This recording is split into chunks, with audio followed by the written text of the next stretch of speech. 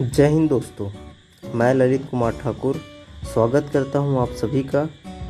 उम्मीद करता हूं आप सब स्वस्थ होंगे, सुरक्षित होंगे और अपने अपने घरों में होंगे। जैसे कि मैंने आपसे बताया था कि हम छत्तीसगढ़ के ज्योग्राफी को पूरा कवर करने वाले हैं, जिसमें से हमने भौगोलिक परिचय का वीडियो हमने सबसे पहले देख लिया है। उसके पश्चात हम बात करने वाले हैं छत्तीसगढ़ के भौतिक विभाग के संदर्भ में। आज के वीडियो में हम बात करने वाले हैं छत्तीसगढ़ के भौतिक विभाग के बारे में। ये बता दूं कि यह video BA geography, MA geography, साथ ही साथ छत्तीसगढ़ में ली जाने वाली सभी प्रकार के कंपटीशन एग्ज़ाम के दृष्टिकोण से बनाया गया है। तो चलिए शुरू करते हैं आज का हमारा टॉपिक, छत्तीसगढ़ के भूगोल के अंतर्गत फिजिकल डिवीज़न ऑफ छत्तीसगढ़।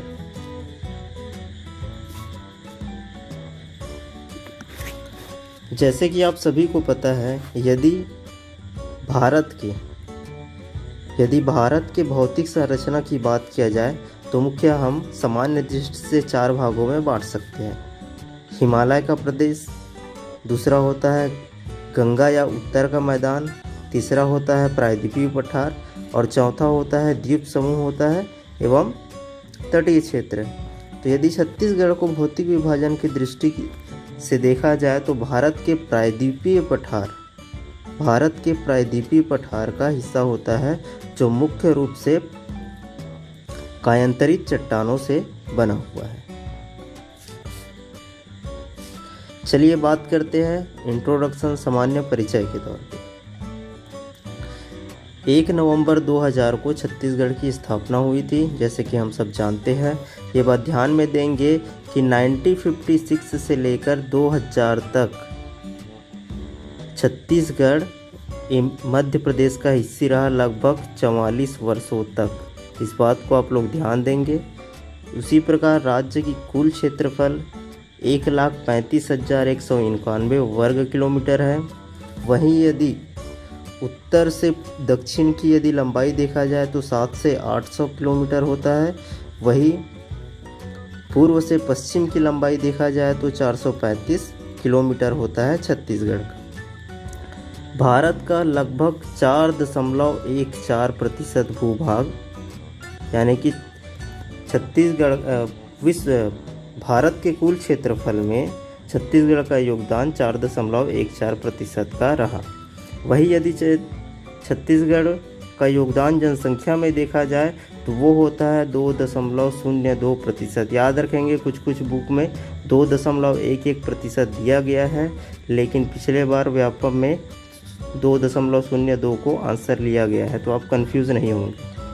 और साथ ही साथ छत्तीसगढ़ की सीमा 7 राज्यों से मिली हुई है, और वे 7 के राज्य है हमारा उड़ीसा है, झारखंड है, उत्तर प्रदेश है, मध्य प्रदेश है, महाराष्ट्र है, तेलंगाना है और आंध्र प्रदेश है। चलिए बात करते हैं छत्तीसगढ़ के भौतिक विभाजन के संदर्भ में।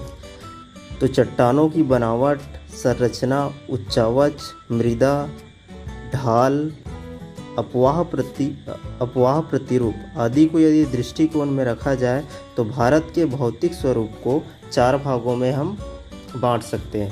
पहला है हमारा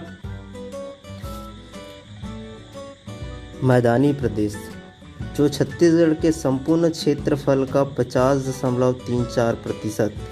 छत्तीसगढ़ का मध्य क्षेत्र, जो छत्तीसगढ़ के क्षेत्र का 50.34% भाग को क्या करता है, कवर करता है। वही दूसरा है पहाड़ी प्रदेश या पूर्वी बघेलखंड का पठार। पूर्वी बघेलखंड का पठार मुख्य उत्तर की ओर कोरिया, सूरजपुर, सरगुजा और बलरामपुर क्षेत्र को कवर करता है, और ये छत्तीसगढ़ के कुल क्षेत्रफल का 16.16% भूभाग को अपने अंदर समेटे हुए है।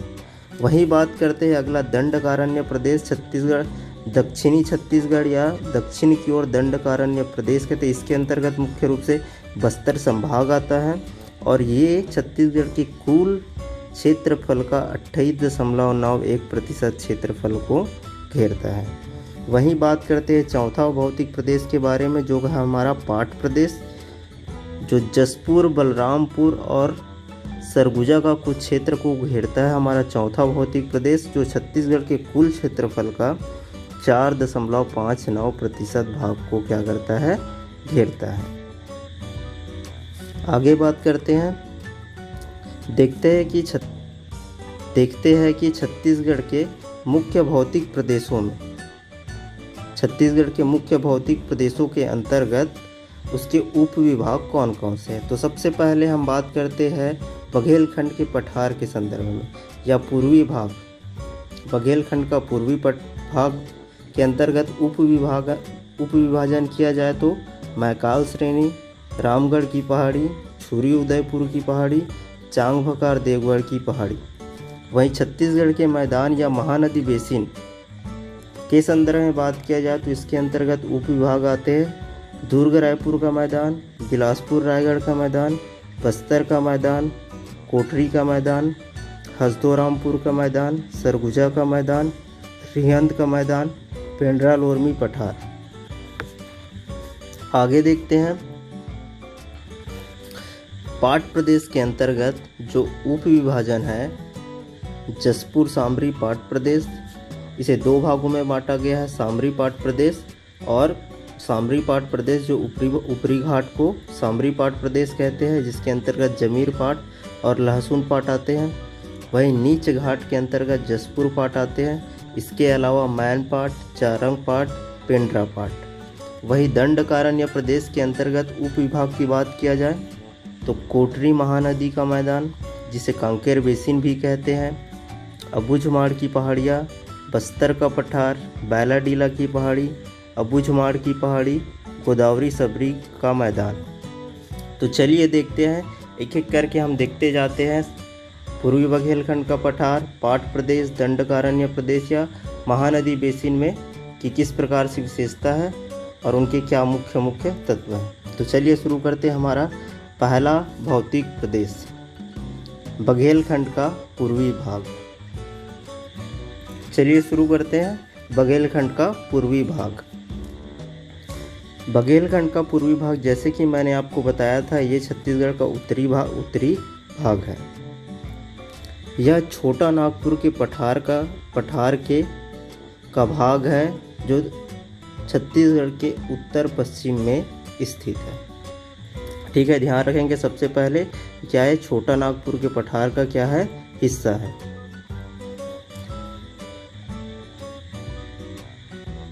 इसके अंतर्गत मुख्य रूप से सरगुजा तथा कोरिया जिले आते हैं।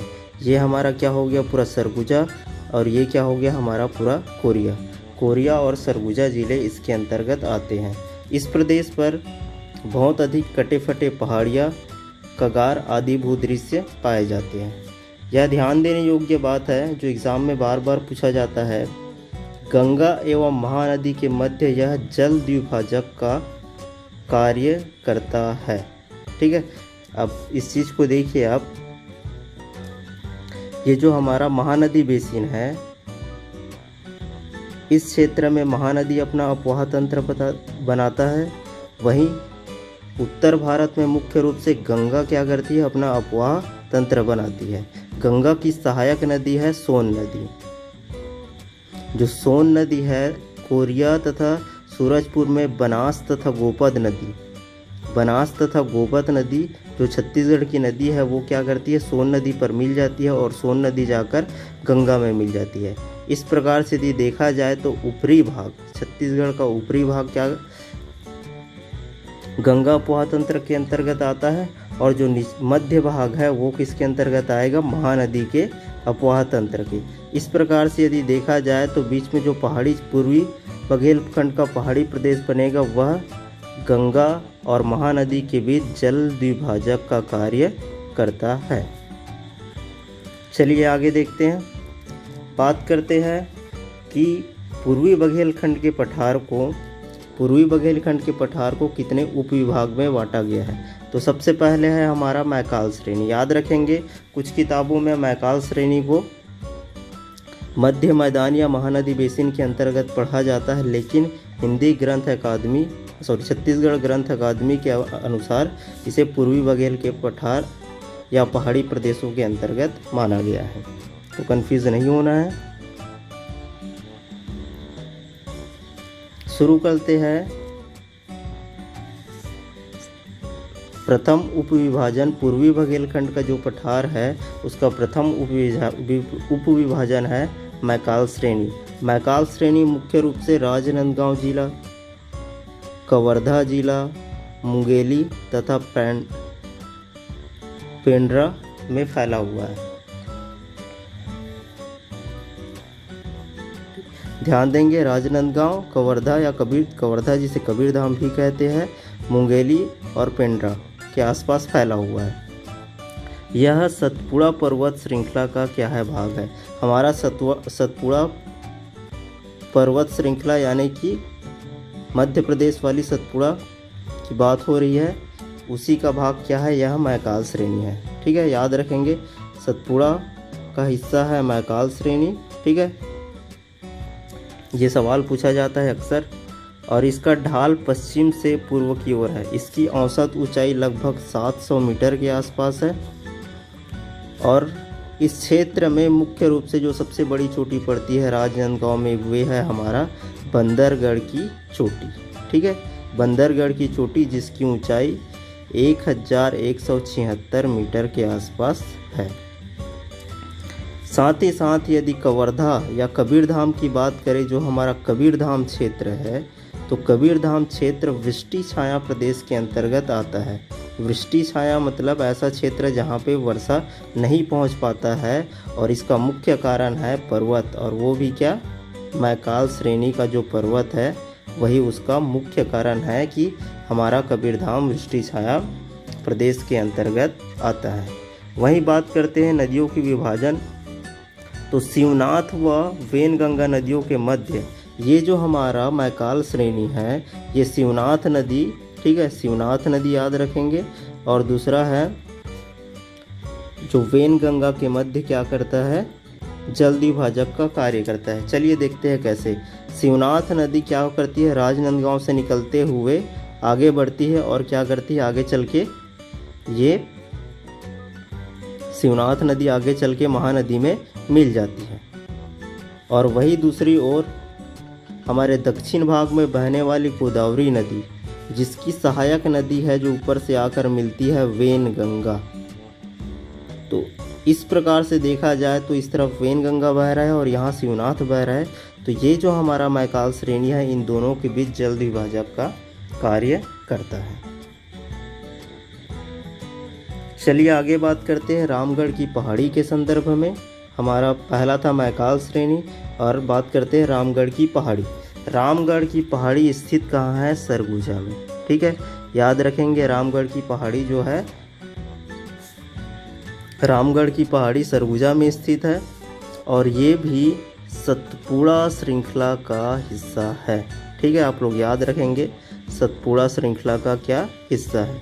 और इसकी प्रमुख बातें, यहाँ पे बहुत सारी गुफाएं पाई जाती है जो एग्ज़ाम की दृष्टि से महत्वपूर्ण है, जिसमें जोगीमारा गुफा, लक्ष्मण बेगरा, सीता बेगरा या सीता बेगा नामक गुफा पाई जाती है। याद रखेंगे कि इसी रामगढ़ की पहाड़ी जो सरगुजा है, इसी में कालिदास ने मेघदूत ग्रंथ की रचना की थी, और इस मेघदूत का छत्तीसगढ़ी में अनुवाद किसने किया था, मुकुटधर पांडे जी ने किया था।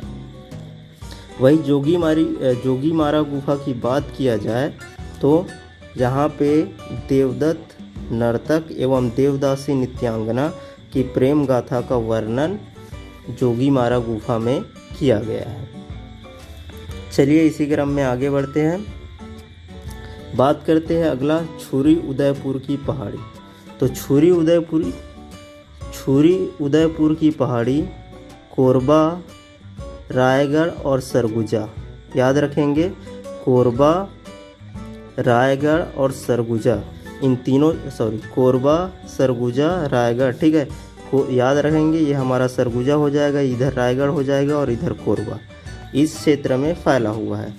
अगर इसकी औसत ऊंचाई देखा जाए तो 600 से 900 मीटर के मध्य पाया जाता है। इसी छुरी उदयपुर की पहाड़ी से रिहंद नदी का उद्गम होता है, इस बात का ध्यान रखेंगे।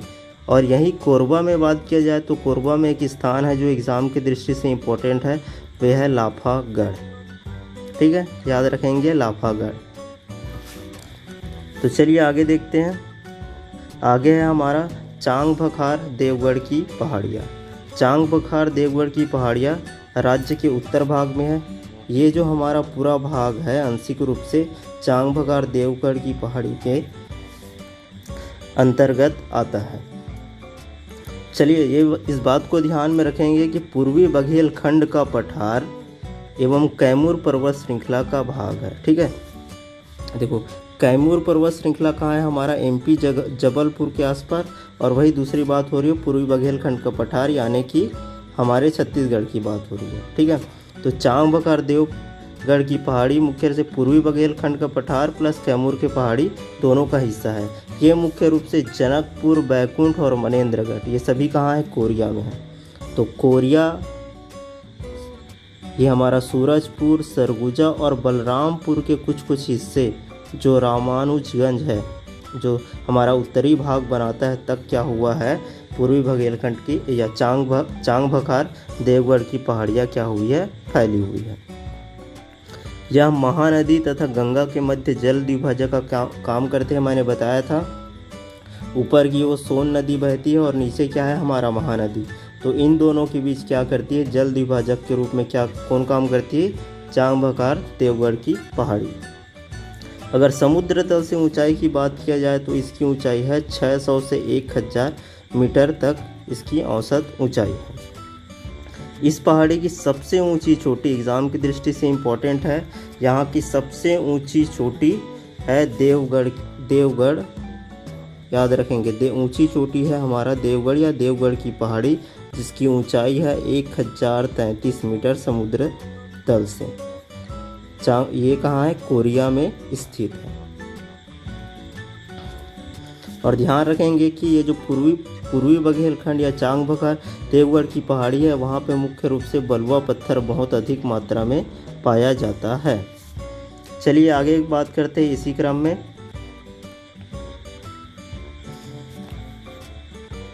इस प्रकार से हमने देखा कि पूर्वी बघेलखंड पहाड़ी, ठीक है, जो हमारी पूर्वी बघेलखंड का जो पठार है या पहाड़ी क्षेत्र है, उस मुख्य रूप से कोरिया याद रखेंगे, कोरिया, सरगुजा, ठीक है, सूरजपुर, सरगुजा और बलरामपुर के कुछ हिस्से को कवर करती है। ये जो हमारा पोर्शन है पीले कलर में दिखाई दे रहा है वे। और इसके अंतर्गत हमने कुछ उपविभागों की बात की थी, जो है मैकाल श्रेणी, वही दूसरा बात किया था छुरी उदयपुर की पहाड़ी। अगला हमने बात किया था चांग बखार देवगढ़ की पहाड़ी। एग्ज़ाम की दृष्टि से याद रखेंगे मैकाल श्रेणी क्या है, हमारा ये वाला पोर्शन, ठीक है, राजनांदगांव, कबीरधाम या कवर्धा, मुंगेली वाला क्षेत्र क्या है, हमारा मैकाल श्रेणी के अंतर्गत आता है। छुरी उदयपुर की पहाड़ी के अंतर्गत हमारा आता है कोरबा, सरगुजा और रायगढ़ का क्षेत्र आता है छुरी उदयपुर की पहाड़ी से, और यहाँ से ही रिहंद नदी का क्या होता है, उद्गम होता है। वही चांग बखार देवगढ़ की पहाड़ी की यदि बात किया जाए तो चांग बखार देवगढ़ की पहाड़ी जैसे कि बताया पूरा कोरिया, सूरजपुर, बलरामपुर का कुछ हिस्सा, सरगुजा का हिस्सा और कोरबा का कुछ हिस्सा मिलकर क्या होता है, चांग बखार देवगढ़ की पहाड़ी बनाता है।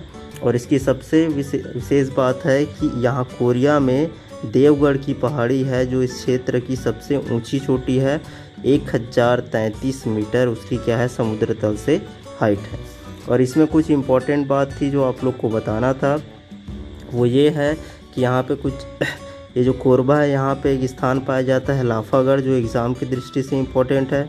वही राजनांदगांव में बंदरगढ़ की चोटी पाई जाती है, जो मैकाल श्रेणी जो राजनांदगांव का क्या है, सबसे ऊंची चोटी है। तो इस प्रकार से यदि देखा जाए तो हमारे भौतिक विभाजन में पूर्वी बघेलखंड का जो पठार है वो कंप्लीट होता है। इसमें कुछ छोटे छोटे बात बताया गया है जो एग्ज़ाम की दृष्टि से आप लोग के लिए बहुत महत्वपूर्ण है। तो बने रहिए आप वीडियो के साथ। आने वाले वीडियो में हम लोग बात करने वाले हैं छत्तीसगढ़ के मैदान या फिर महानदी बेसिन के संदर्भ में। तो तब तक तो मिलते हैं अगले वीडियो में, तब तक के लिए जय हिंद।